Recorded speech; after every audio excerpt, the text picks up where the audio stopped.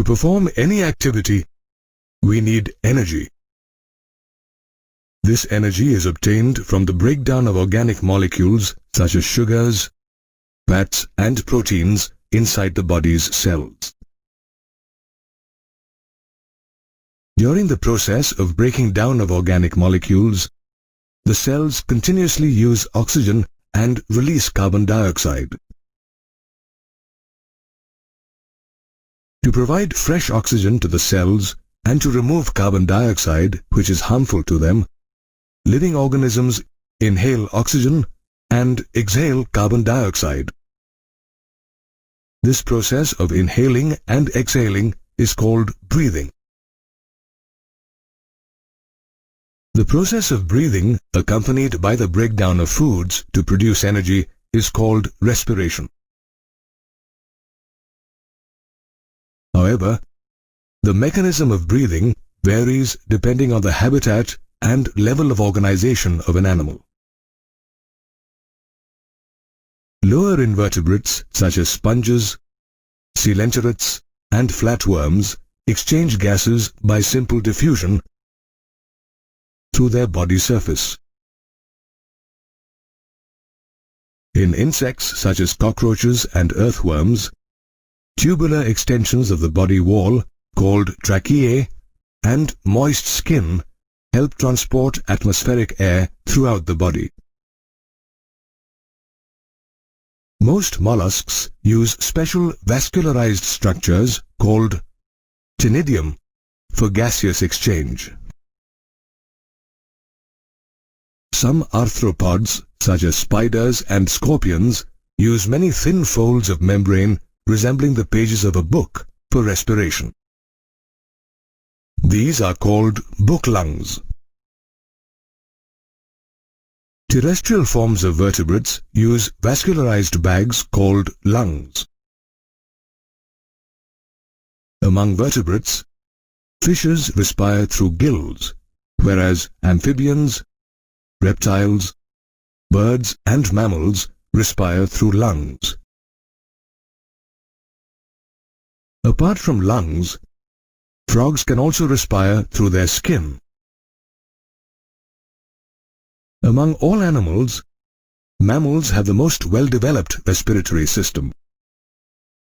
In humans, it consists of respiratory organs such as the respiratory tract and lungs.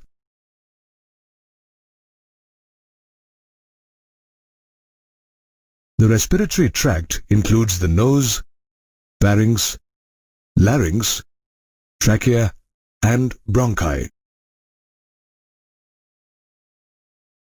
The nose is made up of cartilage and bone.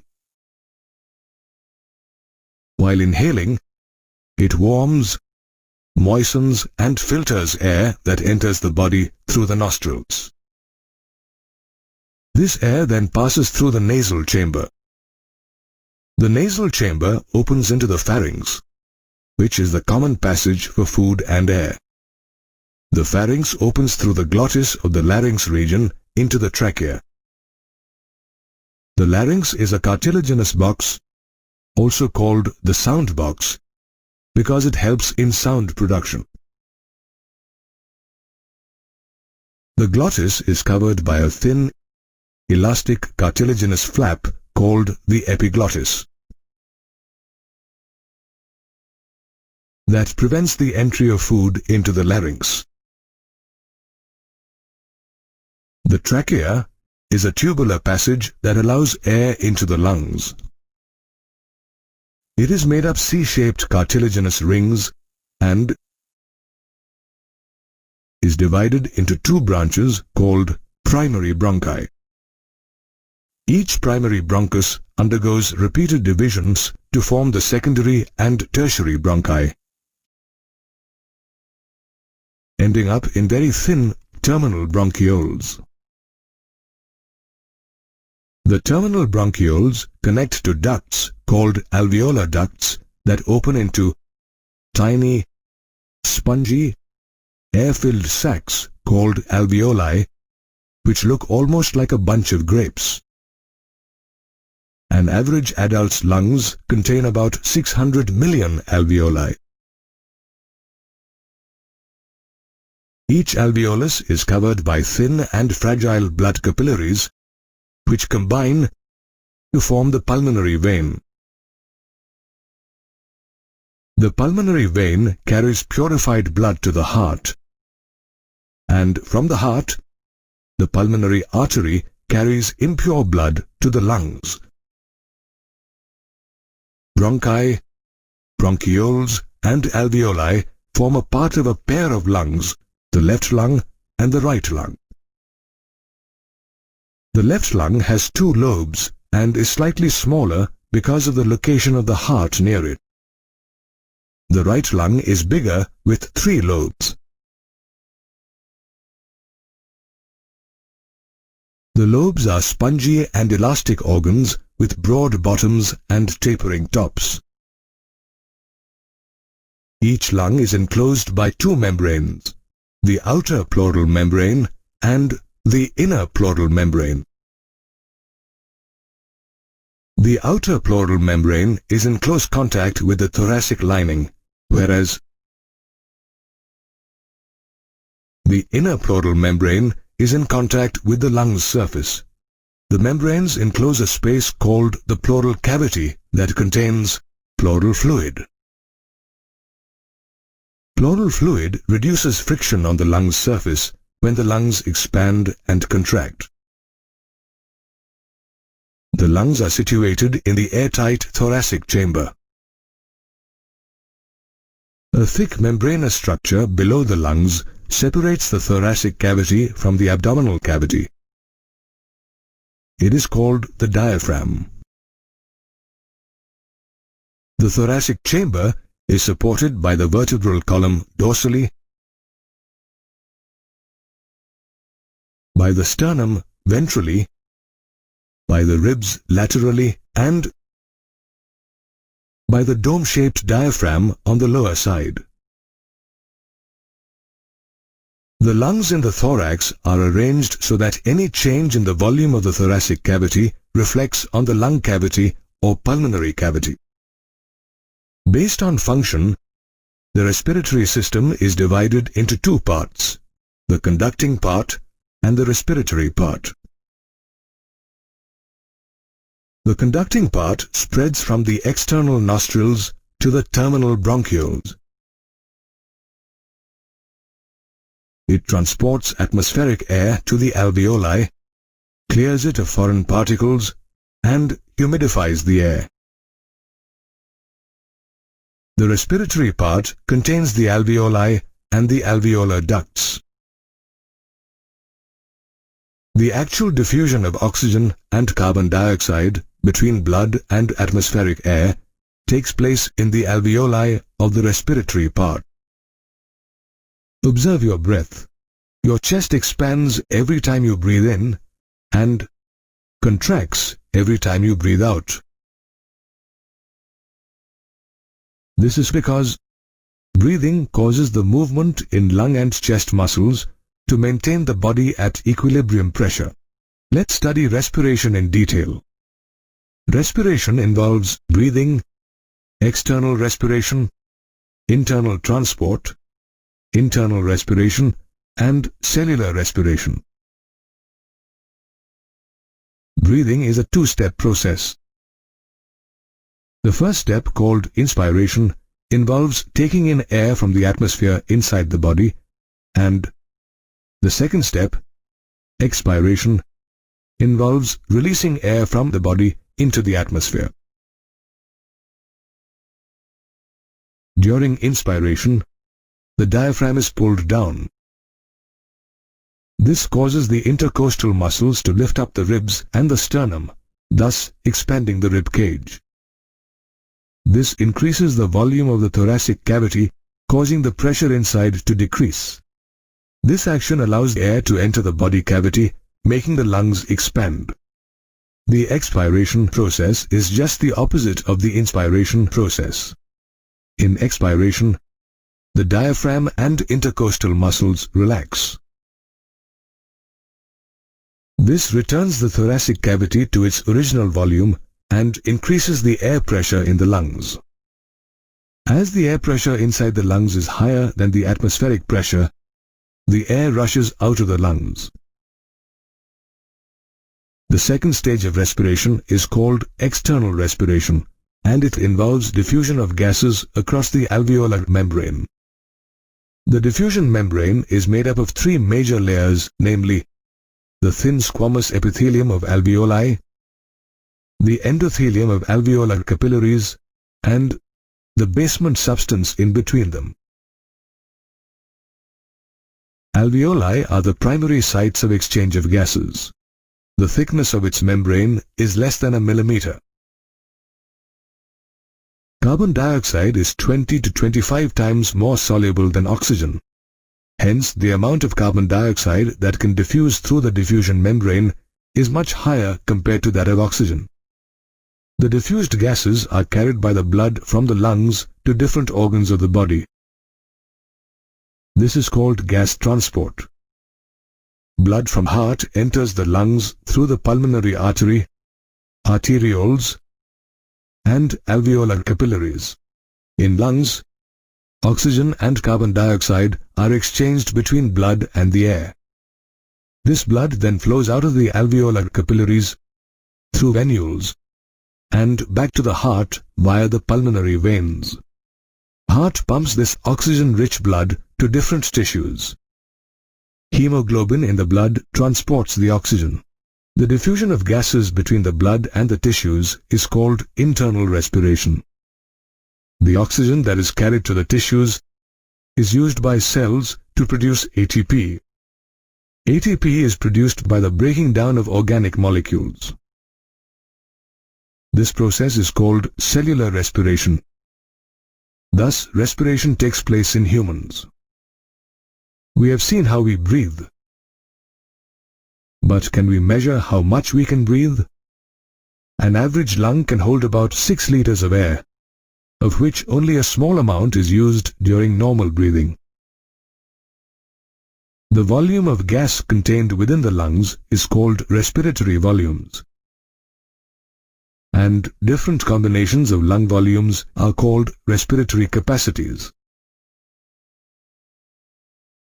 The volume of air inspired and expired by the lungs can be estimated by using a procedure called spirometry.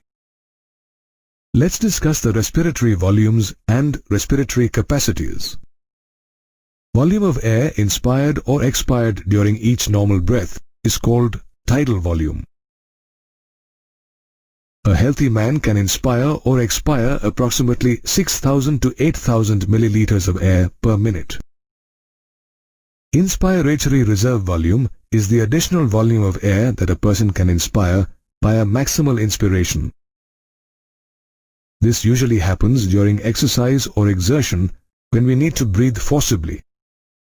This averages from 2,500 milliliters to 3,000 milliliters.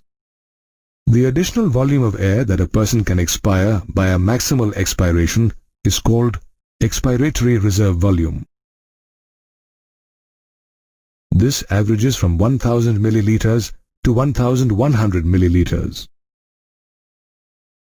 The volume of air that remains in the lungs after a maximal expiration is called residual volume. This averages from 1,100 milliliters to 1,200 milliliters. The total volume of air a person can inspire after a normal expiration is his inspiratory capacity. This includes both tidal volume and inspiratory reserve volume. Total volume of air a person can expire after a normal inspiration is called his expiratory capacity. This includes both tidal volume and the expiratory reserve volume. Volume of air that remains in the lungs after a normal expiration is called functional residual capacity. This includes both expiratory reserve volume and residual volume. Volume of maximal inspiration after a forced expiration, or volume of maximal expiration after a forced inspiration, is known as vital capacity. This includes expiratory reserve volume, tidal volume, and inspiratory reserve volume. It is approximately 3 liters. The total volume of air accommodated in the lungs after maximal inspiration is known as total lung capacity. This includes residual volume, expiratory reserve volume, tidal volume, and inspiratory reserve volume. It is this capacity of our lungs that allows swimmers, long-distance runners, cyclists, and other athletes to maintain their stamina, pace, and speed required to win a race. We know that exchange of gases occurs primarily between alveoli, blood, and tissues. It takes place on the basis of pressure and concentration gradients using simple diffusion. The concentration gradient for oxygen and carbon dioxide from alveoli to blood and blood to tissues differs with the difference of partial pressure at the sites of diffusion. Partial pressure is pressure contributed by an individual gas in a mixture of gases. It is represented as PO2 for oxygen and PCO2 for carbon dioxide. This diagram denotes partial pressure for oxygen and carbon dioxide in different parts of the body, with the concentration gradient for oxygen and carbon dioxide from alveoli to blood, blood to tissues, and vice versa. As carbon dioxide is 20 to 25 times more soluble than oxygen, the amount of carbon dioxide that can diffuse through the diffusion membrane is much more than that of oxygen. Oxygen and carbon dioxide are transported to various organs of the body by blood. About 97% of oxygen is transported by red blood cells, whereas the remaining 3% is carried in a dissolved state through the plasma. Nearly 20 to 25% of carbon dioxide is transported by red blood cells, while 70% of it is carried as bicarbonate, and the remaining 5 to 10% is carried in a dissolved state through plasma. Let's look at the transportation of oxygen from alveoli to tissues. Hemoglobin in the blood binds with oxygen to form oxyhemoglobin. Hemoglobin is a red-colored, iron-containing protein. Each hemoglobin molecule can carry 4 molecules of oxygen. The binding of oxygen with hemoglobin is influenced by factors such as partial pressure of oxygen and carbon dioxide, hydrogen ion concentration, and temperature. The percentage saturation of hemoglobin with oxygen, if plotted against the partial pressure of oxygen, results in a sigmoid curve called the oxygen dissociation curve. This curve is used to study the effect of factors such as partial pressure of carbon dioxide and hydrogen ion concentration on the binding of oxygen with hemoglobin. Alveoli are more amenable to the formation of oxyhemoglobin as they have high oxygen partial pressure, low carbon dioxide partial pressure, a smaller hydrogen ion concentration, and lower temperature. On the other hand, tissues are amenable to the dissociation of oxygen from oxyhemoglobin as they have low oxygen partial pressure, high carbon dioxide partial pressure, high hydrogen ion concentration, and high temperature.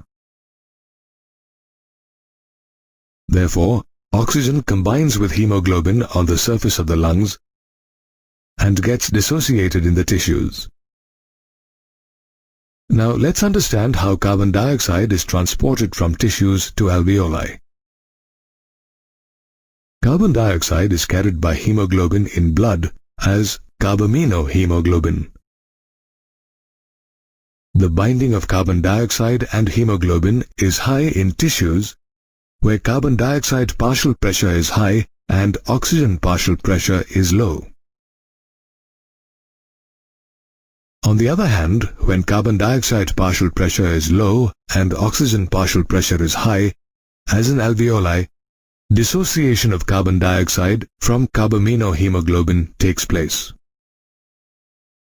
The carbonic anhydrase enzyme present in red blood cells and plasma facilitates diffusion in tissues and alveoli. In tissues where the partial pressure of carbon dioxide is high, it diffuses into red blood cells and plasma to form bicarbonate ions and hydrogen ions. In alveoli, where partial pressure of carbon dioxide is low, carbon dioxide and water are formed. Thus, carbon dioxide, trapped as bicarbonate in red blood cells, is transported to the alveoli and released as carbon dioxide. For every 100 milliliters of deoxygenated blood, hemoglobin releases approximately 4 milliliters of carbon dioxide to the alveoli. The respiratory rhythm is maintained by the human brain.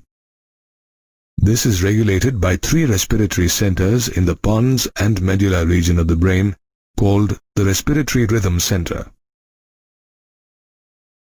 It includes the inspiratory center, the expiratory center, and the pneumotaxic center. Neural signals from these centers can reduce the duration of inspiration and thereby alter the respiratory rate. A chemosensitive area adjacent to the rhythm center is highly sensitive to carbon dioxide and hydrogen ions. Hence, the increase of these substances in the blood activates this center, which in turn signals the rhythm center to make adjustments in the respiratory process to eliminate these substances. Asthma and emphysema are disorders of the respiratory system caused by environmental factors. Asthma is characterized by difficulty in breathing due to inflammation of the bronchi and bronchioles. Emphysema is a chronic disorder caused by the rupture of the alveolar walls, which decreases the respiratory surface. In industries involving grinding or stone breaking, long-term exposure to dust gives rise to inflammation, resulting in fibrosis and lung damage.